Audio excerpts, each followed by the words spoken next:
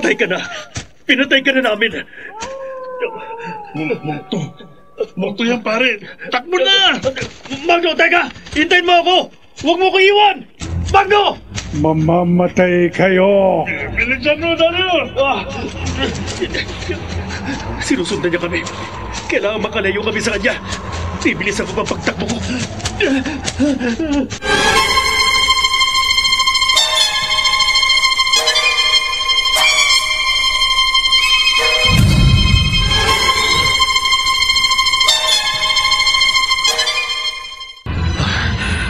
Wala na siya. Wala nang multo. Hindi niya na ako nasundan. Si Magno. Nasaan na kaya siya? Ano na kaya nangyari sa kanya? Nagkahiwalay kami habang tumatakbo kanina. Papalayo sa lintik na multong yun. Nakakatakot ang kanyang itsura. Pero ang laro ang robot. Naiwan namin ni Magno. Ay, hindi bale. Babalikan ko na lang bukas ng umaga.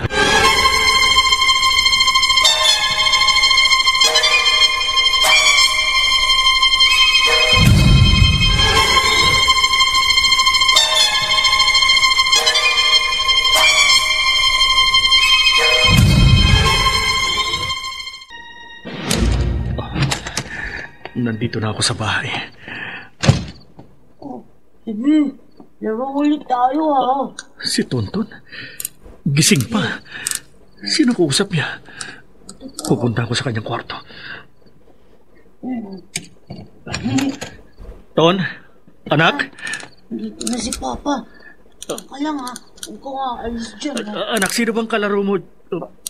Papa? My name is Roboman. Ano? How are you? Tonton, bakit narito yan? Nilalaro po kami, Papa. Di ko naman po siya nilalayo sa akin kasi Christmas gift niya siya sa akin eh. Paano? Ingatan ko po siya, Papa. Tonton, akin na yan. Huwag niyo kinuha ang robot ko. Hindi to dapat narito. Saan niyo dadalhin laruan ko? Okay na yan. Hindi. Kailangan itapon natin to. Impacto ang laruan to. Papa, balik mo sa akin yan. Okay na yan. Robot ko yan eh. Pasensya ka na, anak. Pero kailangan... Ha? Tonton, anak?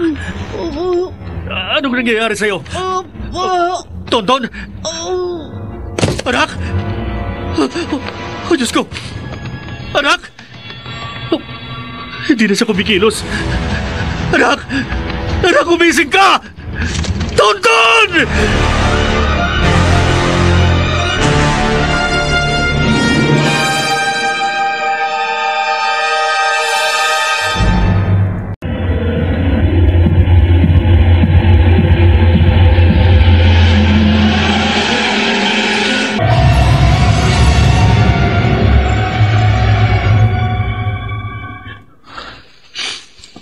Kasalanan ko lahat ng ito. Kung hindi dahil sa kagagawan ko, hindi pa sana namatay si Tonton. Dahil sa laruang yun, nakinuha ko sa lalaking hinold up namin at pinatay. Maaga siyang nawala. Hindi ko na siya makakasama. Hindi ko na makakasama ang mahal kong anak sa pagdating ng bagong taon. Dapat matapos ng lahat ng ito. Handa ko na siyang harapin. Hindi ako dapat matakot sa kanya. Ang lamig ng hangin.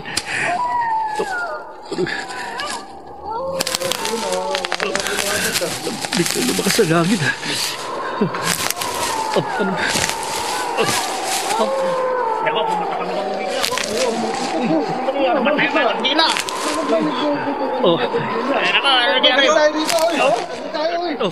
Nag-aalisan ang mga nakikipaglamay.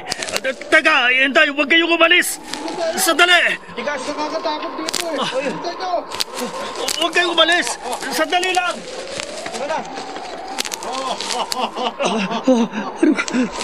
Ang multo. Narito ang multo ng lalaki.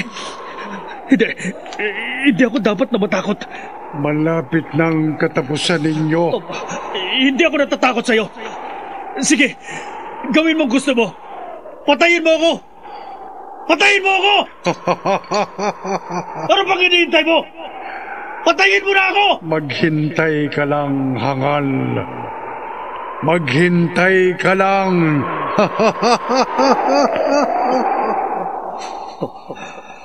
Biglang tumigil ang pag-ihip ng hangin.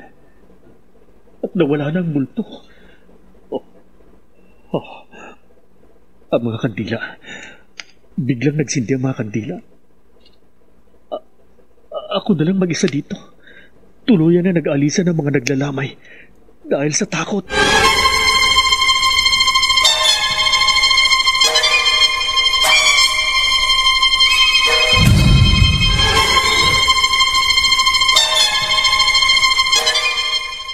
Naipalibing na natin si Ramon.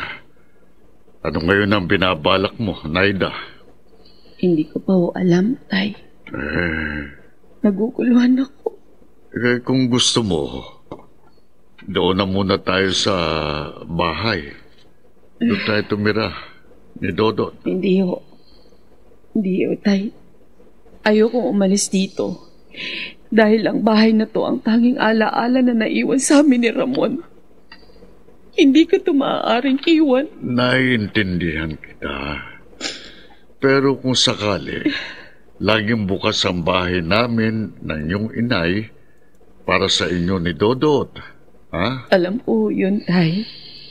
At nagpapasalamat po ako sa inyo. Nasaan po? Robot ko.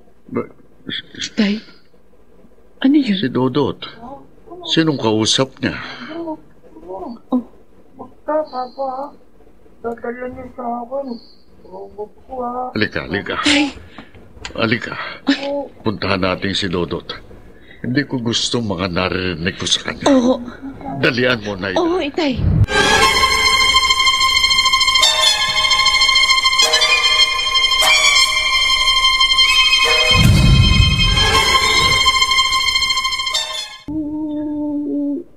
Dodot. Anak, hindi sa ayaw naming maniwala sa iyo ng lolo mo, ha? Pero, ang papa mo, hindi na siya babalik sa atin. Robot mo. Lagi niyo sabi. Hindi na babalik, Papa. Lagi siya pupunta dito, eh. Sabi niya, mahal niya tayo. Kung totoo yung sinasabi mo, bakit di siya nagpapakita sa akin? Bakit sa'yo lang? Hindi mo alam. Dodot, apo. Huwag ka nang umiyak, ha? Alam ko, totoong sinasabi mo. Oo, kaya naniniwala na kami. Talaga po? Oo, apo. Kaya tumahan ka na, ha? Tahan na. Oo po. Sige na. Doon ka na muna sa labas. Maglaro ka na muna. Opo. Tay, bakit niyo naman sinabi kay Dodot na... Ilang beses na rin siyang nakita ng inay mo. At parehong deskripsyong sinasabi nila tungkol sa itsura ni Ramon. Kaya naniniwala ko, Naida. Hindi pa tuluyang umaalis ang asawa mo dito sa mundo ng mga buhay.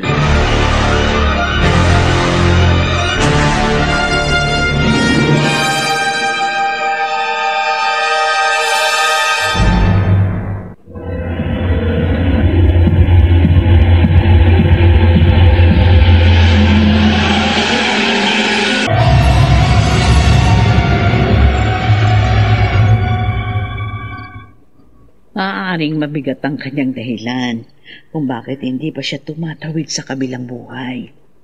Maaaring may kaugnayan ito sa nangyari sa kanya. Inay, Ang pumatay sa kanya, yun ang posibleng dahilan, Naida. Kaya ayaw niyang tuluyang manahimik. ang ibig niyong sabihin, maghihiganti si Ramon? Malalaman natin. Gusto ko magpakita siya sa akin. Gusto ko siya makausap. Bakit? Dahil gusto ko siyang pigilan sa gusto niyang gawin, Nay. Baka hindi ka niya pakinggan. Hindi siya magpapapigil sa iyo. Inay, Namatay si Ramon sa hindi magandang paraan. Punong-puno siya ng galit. Kaya magiging bingi lamang siya sa pakiusap mo. Gusto ko pa rin hong subukan. Magbabaka sakali pa rin ho ako, inay.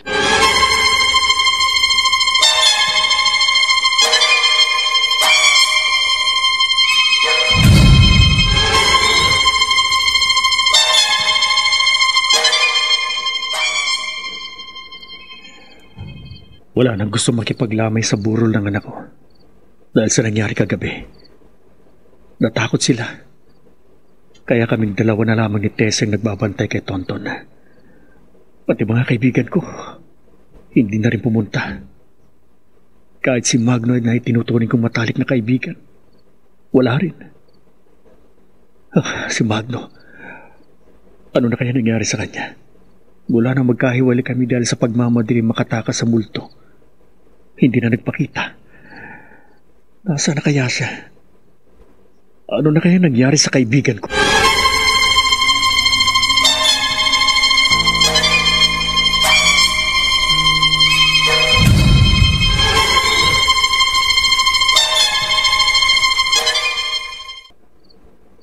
Ilang gabi na akong di makatulog.